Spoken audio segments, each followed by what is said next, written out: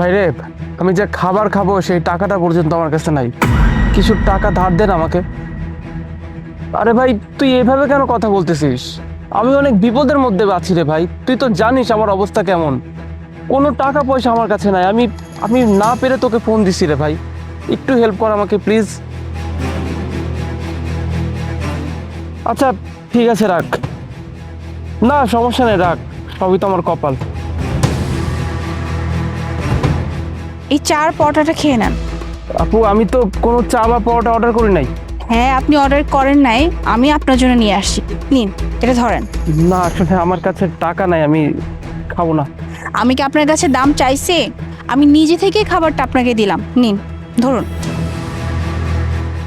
Thank you, কিন্তু আপনি এই খাবারগুলো আমাকে শুধু শুধু কেন দিচ্ছেন? আপনি তো জানেন আমার কাছে টাকা নাই। হ্যাঁ, আমি জানি যে আপনার কাছে টাকা নাই, এটা আমি নিজে থেকেই দিলাম। আচ্ছা, একটা কথা জিজ্ঞেস করি, মানে আপনাকে তো দেখে ঠিকঠাকই লাগতেছে একদম। আর আমার মনে হচ্ছে যে আপনি জবও করেন। তো আপনি যদি জবই করেন তাহলে সামান্য খাবার খাওয়ার জন্য টাকা নাই, মানে বিষয়টা না আমি ঠিক বুঝলাম না।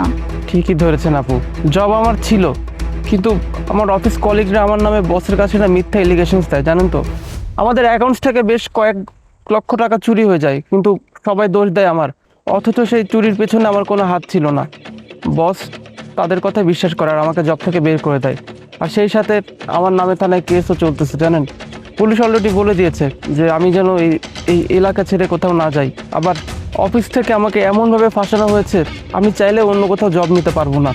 অনেক ক্রিটিক্যাল একটা কেস, অথচ আমার এখানে কোনো দোষ নাই, জানেন। আর আমার টাকা পয়সার অবস্থা কি বলবো, টাকা পয়সা যা ছিল সব শেষ। আর আমিও না অনেকটা মানুষকে সাহায্য করতে পছন্দ করি, আপনারই মতো, জানেন তো। আমার কাছে যদি 10 টাকাও থাকে না পকেটে, আমি যদি দেখি যে রাস্তায় কোনো মানুষ এসে আমার কাছে টাকা চাচ্ছে, সে 10 টাকা আমি তাকে দিয়ে দিই। মানুষকে সাহায্য করতে করতে আমার কাছে এখন কোনো টাকাই নেই, আমিও রাস্তার ভিখারি। আর একটা বন্ধুকে ফোন দিলাম টাকা ধারের জন্য, কিন্তু সে না করে দিল। এই আমার অবস্থা। তো আপনাকে দেখে মনে হচ্ছে আপনি এই দোকানটা একাই চালান, তবে আপনার পরিবার তো অনেক লাকি, আপনার মতো এমন একজন মেয়ে পেয়েছে যে কিনা এত কষ্ট করে টাকা পয়সা উপার্জন করে সংসার চালাচ্ছে। হ্যাঁ, আমার সব কিছুই আছে, পরিবার পরিজন, কিন্তু পরিবারের মাঝে আমি নাই। পরিবারের মাঝে নাই, বুঝলাম না। আসলে আমার একটা কাহিনী আছে। আমি একটা ছেলেকে ভালোবাসি, অনেক ভালোবাসি। ছেলেটাকে এতটাই বিশ্বাস, এতটাই ভরসা করেছিলাম যে ছেলেটা আমাকে যা বলছে, যেভাবে বলছে আমি তাই করছি। ছেলেটা আমাকে বলছিল যে চলো আমরা পালাই, বিয়ে করি, ব্যাস। আমি ওর কথা বিশ্বাস করি, আমি ওর সাথে বাসা থেকে পালাই যাই। আর শুধু বাসা থেকে পালাই যায় না, আমার বাসা থেকে মোটা অঙ্কের টাকা, আমার মার যত গহনা আছে সব কিছু নিয়ে আসি। কারণ আমি ভেবেছিলাম যে মানুষটা যেহেতু আমাকে বলছে, তাহলে মানুষটা আমাকে অনেক সুখী রাখবে। আমি যখন ওই ছেলের কাছে সব কিছু নিয়ে যাই, তখন ওই ছেলে ছলে বলে কৌশলে আমার কাছ থেকে সব কিছু নিয়ে নেয়। আমি বুঝতেই পারিনি প্রথমে। তার কিছুক্ষণ পরে যখন ওই ছেলেটা আমার কাছ থেকে চলে যায় আর ফিরে আসে না, তখন আমি বুঝতে পারি যে আমি একটা ট্র্যাপে পড়ে গেছি। মানে ওই ছেলেটা শুধুমাত্র আমার কাছ থেকে টাকা আর গয়নাগুলো নেয়ার জন্যই আমার সাথে এতদিন ধরে প্রেমের অভিনয়টা করছিল। মানে বুঝছেন তো, বিশ্বাস মানুষের কতটা জরুরি, যে আমি মানুষটাকে এতটা বিশ্বাস করেছিলাম, আমার বিশ্বাসটা এভাবে ভেঙে দিল। তারপরে কি করার, আমি আমার বাসা থেকে বের হয়ে আসার পরে তো আমার মা বাবার মুখে চুনকালি পড়ে গেল। গ্রামের সবাই মা বাবাকে ছি ছি যা ইচ্ছা তাই বললো। এটা তো স্বাভাবিক, তাই না? কারণ একটা মেয়ে যখন একটা ছেলের সাথে পালায়ে যাবে, তখন মা বাবার সম্মানের কোথায় থাকে? আর আমার কাছে না কোনো রাস্তা ছিল না, কারণ যে ছেলের কাছে আমি আসছিলাম সেই ছেলেই আমাকে ধোকা দিচ্ছে। আর আমি আমি বাবা মার কাছে ফিরতে পারিনি, কারণ বাবা আমাকে বলে দিচ্ছে যে বাবা নাকি আমার মুখই কোনোদিন আর দেখবে না। এইটাই তো স্বাভাবিক, তাই না? যে কাজ আমি করছি তাতে পরিবার দেখবেন, এটাই বাস্তবতা। আসলে জানেন কি, আমার সাথে যা কিছু হয়েছে না, আমার কাছে মনে হয় একদম ঠিকই হয়েছে, কারণ আমি তো আমার মা বাবার সাথে অন্যায় করছি। তারপরে কি করার, আমার তো আর যাওয়ার কোনো জায়গা নেই, শহরে চলে আসলাম। শহরে আসার পরে মানুষের বাড়িতে কাজ করছি, হোটেলে থালা বাসন ধুইছি, অনেক ছোট ছোট কাজ করে শেষমেশ এই ছোট্ট একটা চায়ের দোকান দিই। এই হইতেছে আমার জীবনের কাহিনী।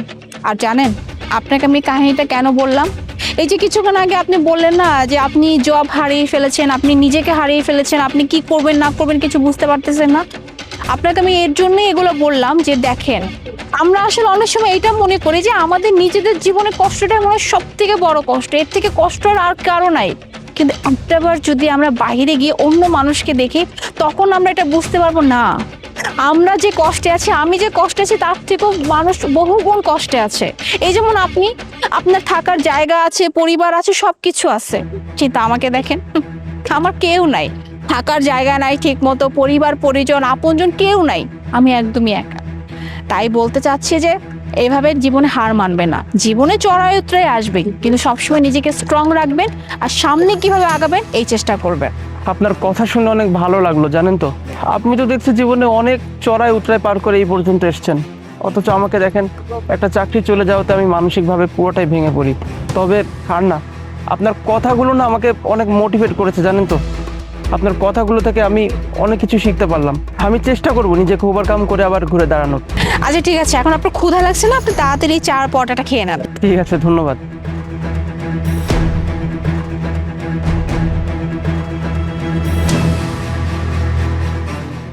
আপু, এই যে আপনার কাপ আর প্লেট। ঠিক আছে, আমি তাহলে এখন যাই। ভাইয়া, এক মিনিট, এইখানে 1000 টাকা আছে, এই টাকাটা নিন। আরে না না, আমার কোনো টাকা পয়সা লাগবে না। টাকাটা নিন, আপনার দরকার হবে। কিছুক্ষণ আগেই তো আপনি বললেন না যে আপনি ওভারকাম করার জন্য চেষ্টা করবেন। ক্ষুধা পেটে কি কেউ চেষ্টা করতে পারে? আপনার যখন ক্ষুধা লাগবে আপনি কি কাজ করতে পারবেন? তার জন্য কি লাগবে? খাবার লাগবে। আর আপনার কাছে তো বললেন টাকা নেই, তাই 1000 টাকা দিলাম। এই টাকাটা দিয়ে আপাতত কয়েকদিন চলতে পারবেন, নিন। আগে ধরুন টাকাটা। কিন্তু আপু, আমি এই টাকাগুলো আপনাকে ফেরত দিব কিভাবে? এই টাকা আমাকে ফেরত দিতে হবে এটা নিয়ে একদমই চিন্তা করবেন না। আপনি আগে আপনার কাজটা খুঁজুন, নিজেকে ওভারকাম করার চেষ্টা করেন। আর যখন আপনার জব হয়ে যাবে তখন না হয় আমাকে এই টাকাটা রিটার্ন করে দিবেন। ঠিক আছে, আমি আপনাকে কথা দিচ্ছি, আজকে থেকে আমি অনেক পরিশ্রম করব জানেন। যেভাবেই হোক আমি আমার অবস্থার পরিবর্তন করবই। আর আপনাকে এই টাকাটা যত দ্রুত সম্ভব আমি ফেরত দিব। তবে এই টাকাটাকে আমি আমার একটা ইন্সপিরেশন হিসেবে নিচ্ছি, আমি এটাকে কাজে লাগাবই। যাই, ভালো থাকবেন।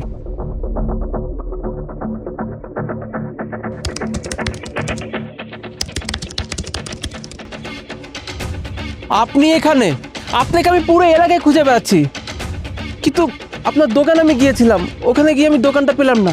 কি হয়েছে আপনার দোকানের? আর আপনাকে এমন দেখাচ্ছে কেন? সব ঠিকঠাক আছে তো নাকি? আমার দোকানটা ওইখানে আর নাই। আসলে একা মেয়ে মানুষ তো, কোনো গার্জিয়ান নাই, কিছু না। ওই এলাকার ছেলেপেলেরা এসে আমার দোকানটা উচ্ছেদ করে ফেলে, আর ওখানে আর দোকানও দিতে দিবে না। আজকে 7টা দিন যাবত আমি শুধু এটাই ভেবে পাচ্ছি না যে আমি আসলে কি করব। একটা মতো দোকান ছিল আমার কাছে, এখন সেটাও নাই। এর জন্য আমার কিচ্ছু ভালো লাগে না। আমি যে কি করবো আমি বুঝতে পারতেছি না। যাই হোক, আমার কথা বাদ দেন। আপনার কি খবর? মানে আপনার কি কোনো চাকরি হয়েছে?